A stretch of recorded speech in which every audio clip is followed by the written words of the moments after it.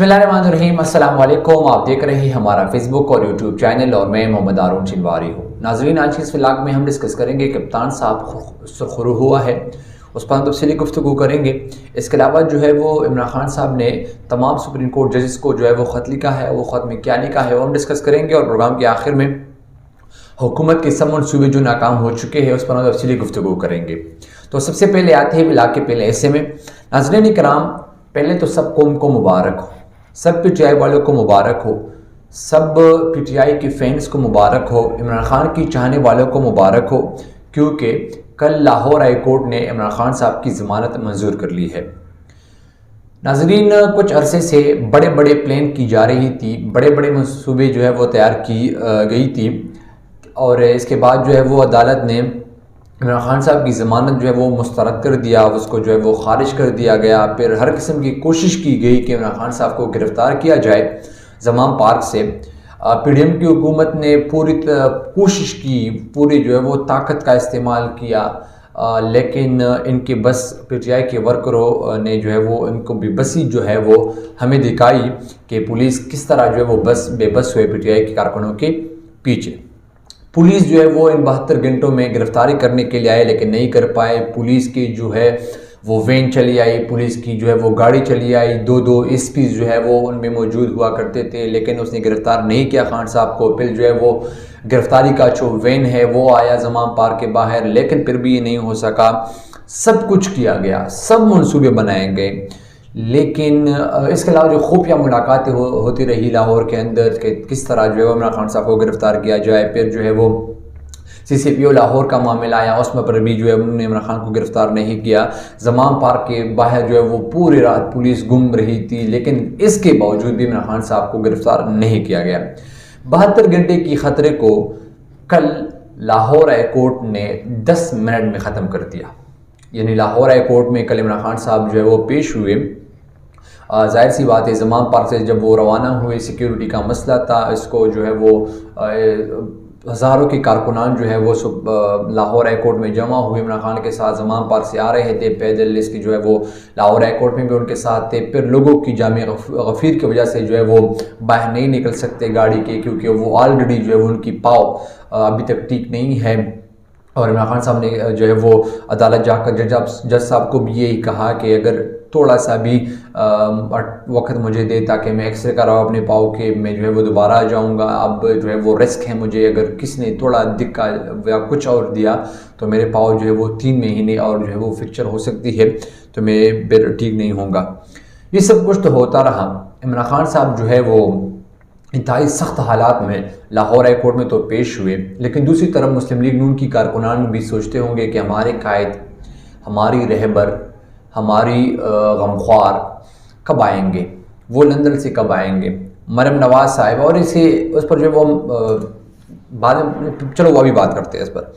इमरान खान साहब ने जो है वो रिस्क लिया, वो तो अदालत में पेश हुए, लेकिन मियाँ मोहम्मद बिन नवाज शरीफ साहब, जिसकी अपनी भाई मियाँ शहबाज शरीफ साहब अब वज़ीर आज़म है, काबीना उसका अपना है, हुकूमत उसका अपना है, सब कुछ उसका अपना है, लेकिन फिर भी 4 हफ्तों की ज़मानत पर जो है वो लंदन गया। लंदन में वहाँ इलाज करवाने गया। अब वो इलाज तो नहीं कर रहे वहाँ, ज़ाहिर से यही लग रहा है, क्योंकि वो जो है वो मुख्तलिफ पिक्चर से भी मालूम होता है कि वो इलाज नहीं कर रहा, वो ठीक ठाक है, वो खुशबाश है, वो इंतहाई खुश है लंदन में। लेकिन अभी तक उसने पाकिस्तान आने का नाम नहीं दिया, वो घूम फिर रहे लंदन के अंदर। उसने जो है वो अदालत से जो है वो फ़रार है। दूसरी जानिब इमरान खान जो हकीकी लीडर है, वो उसकी पाँव की फ्रैक्चर होने की वजह से वो इंतहाई सख्ती से अदालत में पेश हुए, लेकिन नवाज शरीफ साहब जो है वो भी पेश नहीं हुआ। दूसरी जो मैंने कल देखी अदालत के अंदर, वो इंतहाई इंटरेस्टिंग बात थी। जब नवाज शरीफ साहब को जो है वो ज़मानत के लिए जेल में पेश किया जा रहा था, उनके पास 100 बंदे भी नहीं थे। इस्लामाबाद से लाहौर तक उनके पास 100 आदमी भी नहीं थे। ये मैं नहीं कह रहा, ये 2020 की ARY की प्रोग्राम अगर आप उठा ले, ऑफ द रिकॉर्ड जो प्रोग्राम है, उसमें जो है वो उनकी सीनियर रहनुमा ख्वाजा आसिफ साहब खुद बता रहे हैं कि इस्लामाबाद से लाहौर तक इनके पास 100 के कारकुनान भी नहीं थे। दूसरी तरफ इमरान खान साहब था, जिसके पास जो है वो हज़ारों कारकुनान कल अदालत में मौजूद थे। फिर नंबर नवाज साहिबा जो आ रही थी लंदन से, तो इंतहाई मेहनत करके लोगों को जो है वो टिकट की लालच देकर, लोगों को बुलाकर, कारकुनान को जो है वो उठाकर, फिर भी इतने लोग इनके इस्तकबाल के लिए उनके जलसों में ख़त्मी जो है वो नहीं होते जितने जो है वो कल इमरान खान साहब के साथ अदालत में थे। ये सब कुछ जो है वो लीडर की पहचान है, क्योंकि जुल्फ़िकार अली भट्टू साहब जो है वो अदालतों में पेश हुए, बेनज़ीर भट्टू साहिबा अदालतों में पेश हुई, मरीम नवाज़ साहिबा अदालतों में पेश हुई, आसिफ अली ज़रदारी जो है वो अदालत में पेश हुआ, नवाज शरीफ साहब जो अदालत में पेश हुए, मियाँ शहबाज शरीफ साहब जो वज़ीर आज़म है वो अदालत में पेश हुए। लेकिन इतनी जो लोग हैं ये पाकिस्तान की तारीख़ में किसी के पास भी अदालत नहीं गए जितने जो है विदाउट कॉल जो है वो पाकिस्तान तहरीक इंसाफ के चेयरमैन इमरान खान साहब के साथ कल थी। इसके अलावा जो है वो सबसे अहम जो है वो हुकूमत की मनसूबा है। नाज़रीन, पीडीएम की हुकूमत, इम्पोर्टेड हुकूमत जितनी भी कोशिश करे उनकी सब मनसूबे जो है वो नाकाम होते हैं और होते आ रहे हैं। जब से इनकी हुकूमत बनी है तो इनकी एक भी मनसूबा कामयाब नहीं हुआ, क्योंकि जो भी ये मनसूबा बनाते तो उसमें बेचारे खुद ही फंस जाते हैं। अब जो है वो इलेक्शन कमीशन ने जो है वो इलेक्शन का मामला था, उस पर जो है वो कल सदर आरिफ अलवी साहब ने 9 अप्रैल को इंतखाबात का ऐलान किया है पंजाब और केपी के अंदर। उस पर जो है उन्हें तफसीली गुफ्तगू कल भी लाजमी की थी। अब जो है वो कुछ आइनी और कानूनी माहिरीन पर जो है वो बाइस कर रहे हैं। कुछ कहते हैं कि ये गैर आइनी, गैर कानूनी है, सदर के पास ये इख्तियार नहीं है। कुछ कहते हैं कि सदर के पास ये इख्तियार है। जब हमने स्टडी किया तो हम इस नतीजे पर पहुँचे कि मैं आपको बता रहा हूँ। हुआ कुछ यूँ कि जब सूबाई असम्बलियाँ यानी सूबे पंजाब और सूबे की खैबर पख्तूनख्वा की असम्बलियाँ डिज़ॉल्व हुए तो आर्टिकल 105 के तहत गवर्नर इस बात का पाबंद है कि वो इलेक्शन का डेट दे। जब गवर्नर ने खैबर पख्तूनख्वा और गवर्नर पंजाब ने इलेक्शन का डेट नहीं दिया, फिर जो है वो इंटेलिजेंस इदारों से उनकी बात की, सिक्योरिटी की जो है वो मद्देनज़र वो कहते हैं कि सिक्योरिटी की मुश्किलात इसलिए हम ये नहीं कर पा रहे हैं। इसके बाद जो है वो डेट देना होता है इलेक्शन कमीशन ने, और वो आर्टिकल 224 और आर्टिकल 248 के तहत इलेक्शन कमीशन इस बात की पाबंद है कि वो 90 दिन के अंदर जो है वो इंतखाबात कराए। लेकिन इलेक्शन कमीशन ने भी ऐसा नहीं किया। लाहौर हाई कोर्ट, इसके बाद जो लाहौर हाई कोर्ट का एक हुक्म आता है कि 90 दिन के अंदर आपने इंतखाबात करने हैं। अब ज़रा सोचिए, 35 दिन या 36 दिन जो है वो आज ऑलरेडी गुजर चुके हैं। अगर 36 दिन में कोई ये फैसला नहीं कर रहा कि इलेक्शन कब होने हैं, इलेक्शन की तारीख क्या होगी, इलेक्शन की शेड्यूल क्या है, इलेक्शन के लिए तैयारी कैसे किया जाएगा, पोलिंग एजेंट जो है वो कहाँ से आएंगे, सेटअप कहाँ से करेंगे, फिर रहते टोटल 54 दिन में जो है वो लोगों ने पार्टी के टिकट्स भी देने हैं, लोगों ने जलसे जुलूस भी करने हैं, अपने कैंपेन भी चलाने हैं। ये सब कुछ फिर नहीं होता। इसलिए जो है वो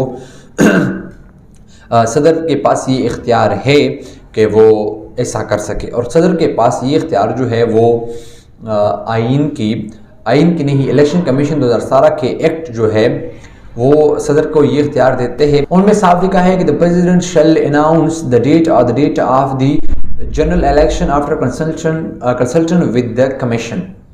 यानी जनरल इलेक्शन के लिए जो है वो चाहे सूबाई असम्बलियों की हो, चाहे वो कौमी असम्बली की हो, सदर के पास ये इख्तियार है कि वो इलेक्शन कमीशन यानी जो कंसल्टेंट इदारे हैं उसके साथ जो है वो ये तय करे कि इलेक्शन कब होने हैं। ज़िमनी इलेक्शन में ऐसा नहीं होता, ज़िमनी इलेक्शन का डेट वो नहीं दे सकते, लेकिन जनरल इलेक्शन के लिए डेट देते हैं। इसके अलावा जो है वो कंसल्टेंट के साथ जो है वो इलेक्शन कमीशन है, इलेक्शन कमीशन से जो है वो उन्होंने 2 बार जो है वो आने का कहा, लेकिन इलेक्शन कमीशन जो है वो उनसे आने से इनकार कर दिया। अब इलेक्शन की जाहिर सी बात है, ये तारीख़ जो है वो सदर साहब ने बताया कि तारीख़ 2 दफ़ा जो प्रपोज़ल भेजा गया था इलेक्शन कमीशन की जानिब से उसमें 9 और 13 की तारीख़ का जिक्र था, तो हमने जो है वो 9 तारीख़ बेहतर समझकर इसलिए ये फैसला कर दिया। अब आते ब्लॉग की आखिरी हिस्से में जो इंतहाई अहम है। नाज़रीन, पाकिस्तान में कुछ अरसे में इंतहाई बहुत ऑडियो और वीडियो लीक हुई।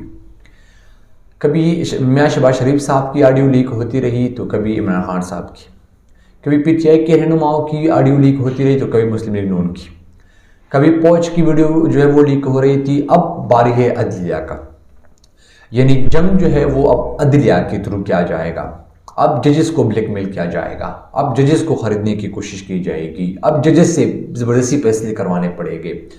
और इसके हवाले से पाकिस्तान तहरीक इंसाफ की चेयरमैन और साबिक़ वज़ीर-ए-आज़म इमरान खान साहब ने जो है वो सुप्रीम कोर्ट के तमाम जजेस को जो है वो ख़त लिखा है। उस ख़त में लिखा है कि एक के बाद बहुत सारे मामलात जो है वो मंज़र-ए-आम हो चुके हैं। गैर मुसद्दिक़ा किस्म की ऑडियो वीडियोज़ जो है वो लीक होती है। लीक करने के बाद लोगों को इज़्ज़त उछाला जाता है। इनके पास जो है वो इनका ख्याल है, इनकी प्राइवेसी का कोई ख्याल नहीं। यानी जो वीडियो या जो लीक कर रही है ये दूसरे शख्स जिनकी ऑडियो जो है वो लीक या वीडियो जो लीक कर रही है उनकी प्राइवेसी का उनके पास जो है वो कोई ख्याल नहीं। ये मामला जो है वो गैरत और ज़ात पर जो है वो गया है। ये जो ऑडियो और वीडियो लीक होती है ये सिस्टम के लिए इंतहाई ख़तरनाक है। अक्टूबर में भी हमने एक दरख्वास्त दी थी समाअत के लिए, जिन पर जो है वो अभी तक समाअत नहीं हुआ। वज़ीर-ए-आज़म शहबाज शरीफ साहब की भी कुछ वीडियोस लीक हुई। इसके अलावा जो है वो जब इमरान खान साहब वज़ीर-ए-आज़म थे उनकी भी जो वीडियो जो है वो लीक हुई थी। इसलिए इमरान खान साहब ने ख़त में लिखा है कि वज़ीर-ए-आज़म और वज़ीर-ए-आज़म हाउस की तमाम कॉल्स रिकॉर्ड की जाती है, चाहे वो उनकी ऑफिशियली कॉल हो या उनकी ज़ाती कॉल हो, उनको भी रिकॉर्ड किया जाता है। इंक्वायरी का हुक्म दिया मगर अभी तक इंक्वायरी नहीं हुआ। इमरान खान ने ख़त में ये भी लिखा है कि अब जो फ़ौज सियासी पार्टियों के बाद जो है वो अब अदलिया की बारी है। ये अदलिया को जो है वो ब्लैकमेल करेंगी ऑडियो के थ्रू। इसके अलावा जो है वो उसने बताया कि आइन की आर्टिकल 14 जो है वो प्राइवेसी का जो है वो हक है किसी को कि हर किसी का प्राइवेसी रखा जाए, लेकिन सब कुछ जो है वो ये नहीं होता और हर किसी के 15-16 ऑडियो को जो है मिक्स करके डीप फैक्ट के ज़रिए जो है वो उसको फिर पब्लिश किया जाता है, जिसके साथ जो है वो साबिक जो चीफ सुप्रीम कोर्ट की चीफ जस्टिस थे साकिब निसार साहब की कुछ अर्सा पहले ये ऑडियो लीक हुई थी जिनको डीप फैक्ट के ज़रिए लीक किया गया था। डीप फैक्ट है क्या, इस पर जो है हम इंशाअल्लाह ताला अगले ब्लॉग में तफसीली गुफ्तगू करेंगे। अब तक के लिए इतना ही, अगले ब्लॉग ले दीजिए इजाज़त। अल्लाह हाफ़िज़।